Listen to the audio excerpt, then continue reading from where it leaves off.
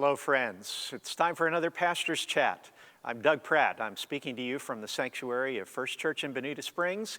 It is Wednesday, April the 1st, the first of another extended month of restricted activities across our country. We wish we could be together in person, but as long as we cannot, we're going to take advantage of technology to stay in touch.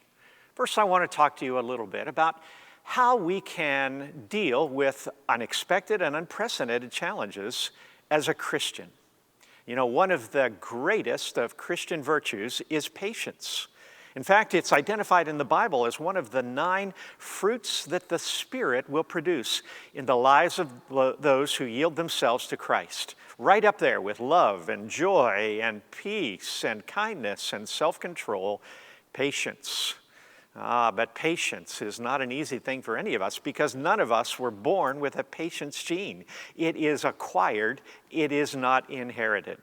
And the reason I mention that is because among the emotions I hear voiced most often in these past few weeks, along with the emotion of fear, will I get the virus? Will something terrible happen financially? Is the emotion of impatience.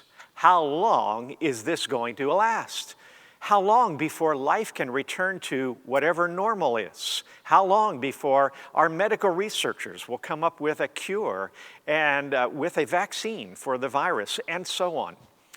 Patience is tough. We all hate to wait, but to give it some perspective, we are not the only people in the history of the world who have ever had to wait. In fact, in the pages of the Bible are so many examples of men and women who had to go through long waiting periods, not just 15 days plus 30 days, but much longer. Think of the people in bondage in Egypt, the people of Israel who longed to be delivered, and it took a long time of waiting. And then they had to wait in the wilderness for 40 years. And think about the people later in the Old Testament who waited for their captivity in Babylon to end. And then think about the time of waiting of people longing for the Messiah before Jesus was finally born. Waiting is something that believers have had to learn how to do. In fact, everybody, in order to cope with life, has to learn as you grow up how to deal with waiting periods. When we were kids, we had to learn to wait for Christmas. Maybe as teens, we waited for that acceptance letter from a college. We waited for a job to come. Perhaps we've waited for a baby to be born and a pregnancy period to end. Perhaps we have waited for an upcoming surgery or waited for recovery of the surgery.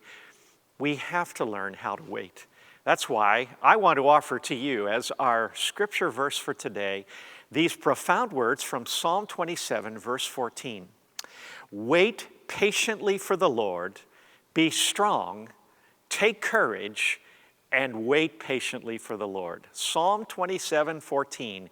Wait patiently for the Lord, be strong, take courage, and wait patiently for the Lord. Well, let's see this time God has sovereignly allowed us to go through as an opportunity to develop the virtue of patience. And now we'll cover a bit of church news and local news. All of our worship services through the month of April, in keeping with the presidential guidelines, will be online. We've got some special worship services coming up during Holy Week, and we'll be telling you about those in the days to come.